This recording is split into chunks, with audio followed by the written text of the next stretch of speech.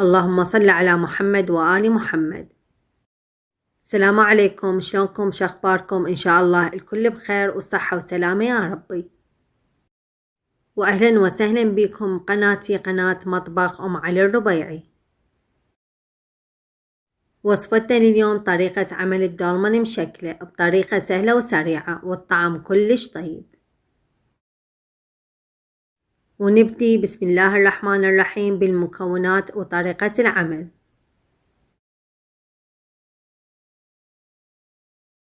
المكونات اللي أحتاجها بعمل الدولمة هي فلفل وخيار وشجر وطماطة وباذنجان وبصل وسلق.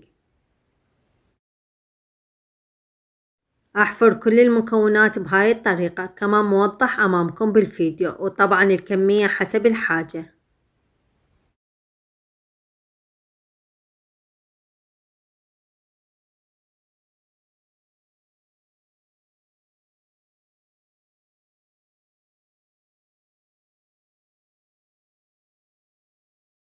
داخل الطماطة والخيار ما أستخدمه بالحشوة، والفلفل أشيل البذر منه وأضيفه بالحشوة. انتو هم تحفرون مثلي، طبعا أنا أستخدم السكين، ما أحب أحفر بالمحفرة. هاي طريقتي من أنا وصغيرة، وانتو كتبولي بالتعليقات شنو طريقتكم.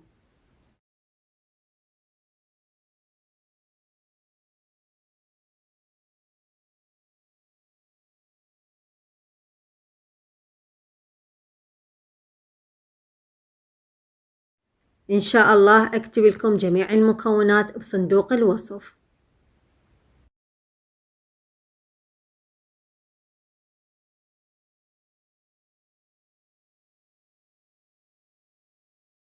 وطبعا الشجر أقشره قبل ما أحفره.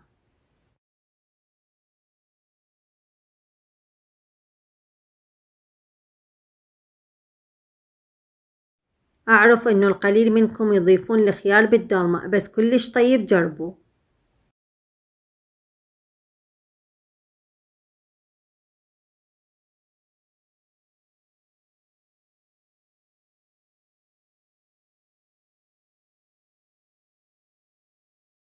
وكملت كل الكمية، وأكيد ما ننسى نغسل كل المكونات.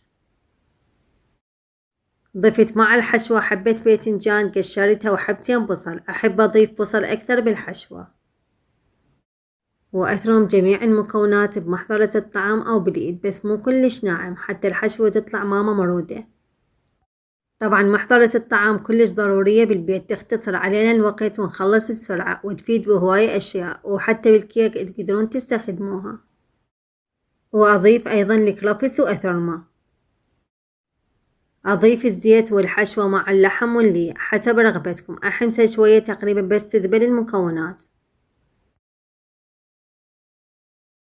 وهسه الحشوة صارت جاهزة، أضيف الكرفس وأقلبه حتى يذبل وأطفي النار. كوبا إلا ربع تمن فقط أغسله بدون ما أنقعه.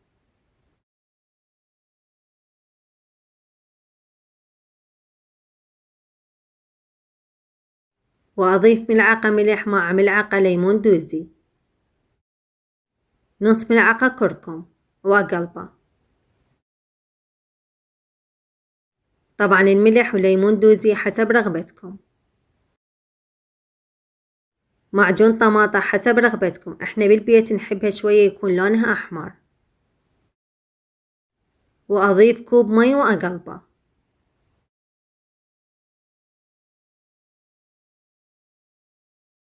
طبعا أنا شفت يحتاج القليل من معجون والملح والليمون دوزي.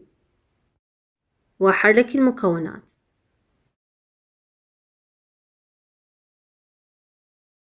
وألفها بنات لا ترسوها بالحشوة، خلي شوية مجال لأن تتم بدون تنقيع وينثر حتى تستوي بسرعة.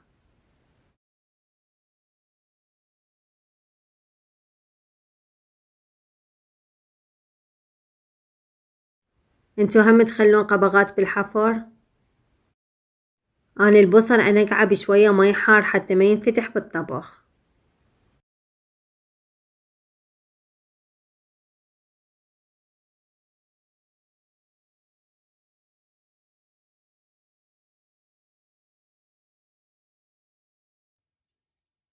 السلق إذا شفتوه ما دبلان خلوه شوية بمي الحار حتى يذبل وما ينفل.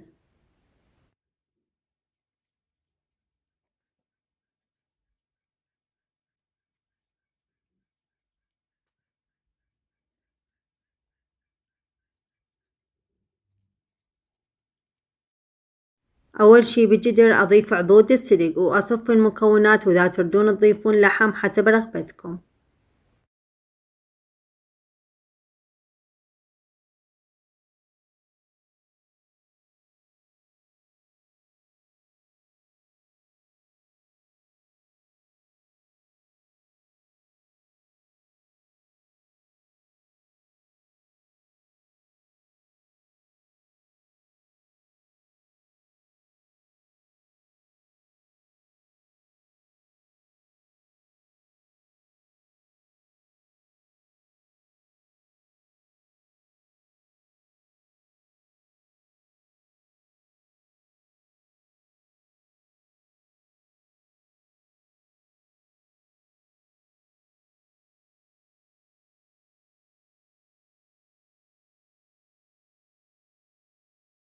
من أطبخها أضيف عليها ماعون، وإذا تحتاج شوية زيت ضيفوا عليها. أنا ما أحتاج لأن ضفت بالحمص وضفت وياها ليا.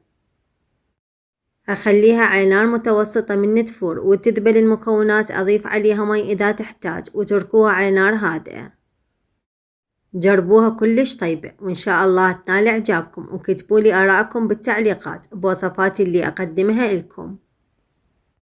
وهذا شكلها النهائي.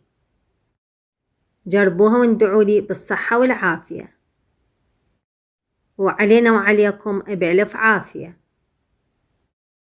ولا تنسون اللايك والاشتراك بالقناة. مع ألف سلامة.